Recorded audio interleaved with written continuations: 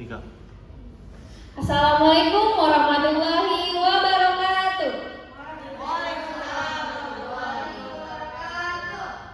A very good morning to all of us. I'm Fidya Fiani. I will be the moderator for this session. Without any further ado, let us welcome to our next speaker, Sarah Latifah Ahmio. Please come forward. Sarah Latifah Ahmio will bring the topic about igniting student engagement, minimize teacher talk time in ELL classroom. Sarah Latifah Ahmio, time is yours. Alright, thank you very much, Felia. Assalamualaikum warahmatullahi wabarakatuh. Waalaikumsalam warahmatullahi wabarakatuh. Good morning, everyone. Alright, before I start, I'd like to ask you a question. Have you ever experienced where a teacher talks from the start of the class until the end of the class? Yeah. How do you feel? Do you feel bored or motivated? Bored, right? Tired. So, studies have shown that there is a correlation between excessive teacher talk time and reduced student engagement. When teachers dominate a conversation, students may feel less motivated to participate actively in class. My name is Sarah Latifah Ahmio, a student in the English Education Department of Universitas Riau. Today, I will discuss a critical issue in English language teaching, which is excessive teacher talk time, or TTT for short, and how we can ignite the student engagement by minimizing them. First of all, teacher talk time refers to the amount of time teachers spend talking in class. While it is necessary for teachers to guide their students, excessive teacher talk time may lead to several disadvantages. First, it may limit the student engagement, and then it will also reduce their student talk time, limit their critical thinking, and even lead to boredom and lack of motivation. Most importantly, this can hinder the development of effective communication skills for the students. So, how can we address this issue?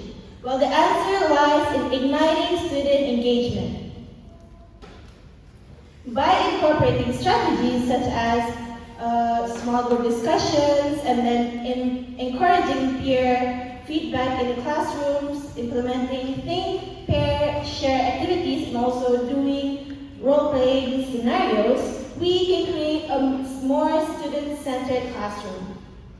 Imagine a classroom where students are actively participating and also actively engaged in meaningful discussions, exchanging ideas, and even collaborating with their peers.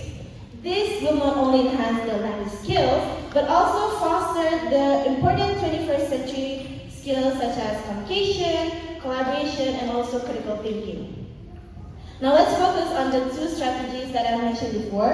One is the role-playing scenario. By stepping into different roles and also different situations, students can apply their language skills into real-life contexts, making their learning experience more practical and also enjoyable. It also helps them to explore diverse perspectives and also develop their empathy, which can enhance their overall language proficiency. Next is the think, pair, and share technique. Where this method, it encourages the students to think independently, and then after that they will discuss with a partner and then share their thoughts with the entire classroom. This promotes their active participation, boosts their confidence, and also enhances their speaking skills by coming in front of the classroom and speak in front of many people. So if you think, why is it so important to ignite the student engagement, especially in language classes? Firstly, student engagement will provide more opportunities for language practice, which is a crucial node in learning language. Next, active engagement will also lead to better retention of the language. Additionally, it promotes critical thinking, which fosters a deeper understanding of the language that they are learning.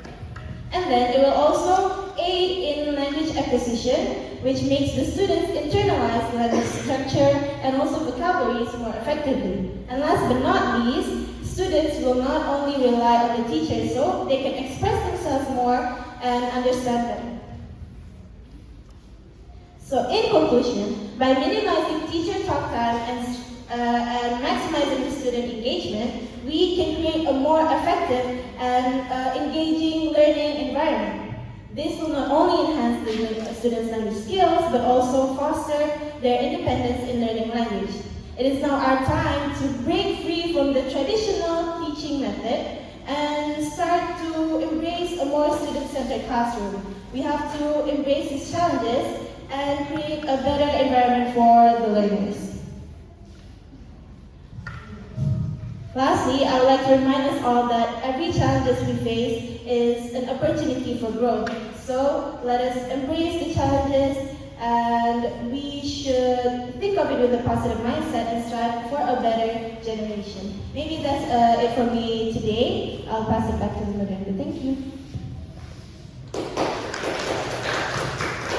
Okay, what a great speech from our speaker, Sarah. Now let's start our Q&A session. Who would like to ask the question? Please raise your hand.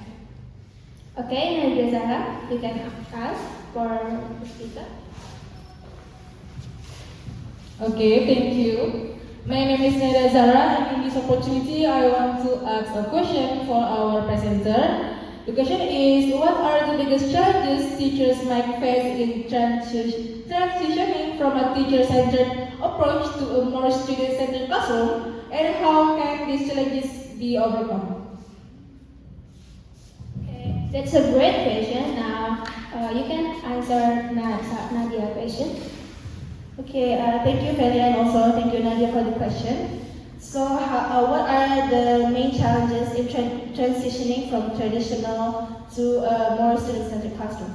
Well, for me, I think there are three key points for the challenges. First of all, the teachers might find it hard to adapt with the new methods because the habits are always still there. So, it might take time for them to change their habits and adapt with a more student-centered environment. Next, it might also be hard for classroom management. Why? Because in the student-centered classroom, there are many strategies that lead to group work or pair discussion, which maybe can cause noise and more disruption in class. So maybe that's one of the challenges. And also the last challenge may be from the students. The students might not be able to receive the technique well, so there might be resistance also from the students.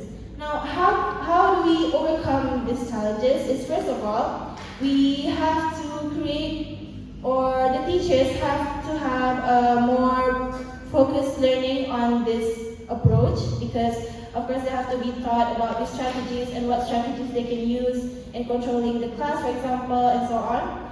And the other important point is also we need patience and also persistence, because transitioning from a certain process to another process needs time, and it will not be able to be done in an instant. So by practicing, by learning, and also by being persistent in this method, we can create a more student-centered learning and enhance their language skills. Thank you. Okay, is that clear answer for you, Nadia? Yes, thank you. Okay, now we come to the end, and let's give once more applause for our speaker. And I think that's all, and I will close this session. Wassalamualaikum warahmatullahi wabarakatuh.